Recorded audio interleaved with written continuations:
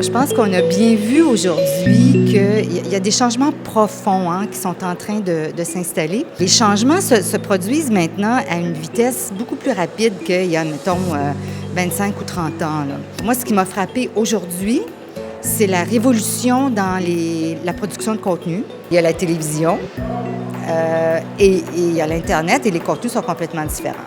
C'est à la fois fascinant, à la fois dérangeant dans le sens que comment on va faire là, avec tout ça. C'est comme si c'était deux mondes là, présentement qui, on va parler de plaques tectoniques là, qui bougent. Et puis, il y a des choses qui vont se passer dans les prochaines années parce que on ne peut pas rester dans notre écosystème fermé sur nous-mêmes et continuer à ignorer ce qui se passe autour. Ce qui m'a frappé aujourd'hui, c'est qu'il n'y avait quand même pas beaucoup de producteurs traditionnels dans la salle. Alors, d'un côté, on a tout l'écosystème traditionnel. On voit à côté qu'il y a un autre système aussi qui est bien organisé, mais qui semble être parallèle. Les gens de télé disaient « la télé n'a jamais été aussi meilleure que maintenant parce qu'on ne fait que de la télé. » Le web, c'est autre chose. C'est un autre monde. C'est quoi créer une œuvre? Bon, on s'entend. C'est quoi créer une œuvre? On voit ça beaucoup, là, sur YouTube. Des gens qui se créent un personnage et, ce personnage-là plaît. La puissance, le reach là, des médias sociaux est énorme. Là. Et c'est calculé par des algorithmes, on disait à la fin. Là. Ce que ça veut dire que dans 10 ans, tout ce qu'on va regarder va être décidé par des algorithmes et non pas des humains.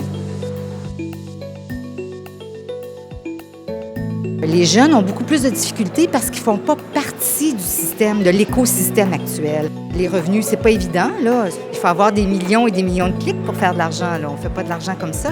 Et tout créateur, je désire à un moment donné avoir les moyens, justement, qu'il faut pour poursuivre, pour avoir une meilleure série. On l'a vu aussi avec les web-séries. Bon, l'an 1, c'est difficile, mais là, l'an 2, les jeunes me disent, c'est parce que j'aimerais ça peut-être avoir les moyens là, de faire quelque chose. Et il n'y a vraiment pas beaucoup d'argent. On est les seuls, le fonds indépendant, qui finançons des web-séries.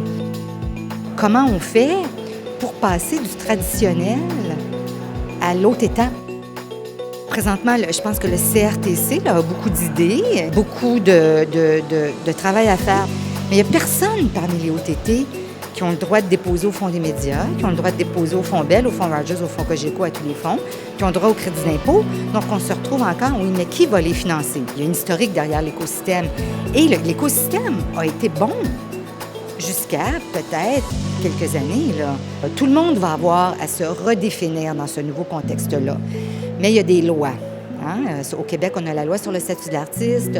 Donc, il y a des lois. Et c'est pas facile non plus faire changer des règlements à Revenu Québec, là, on s'entend.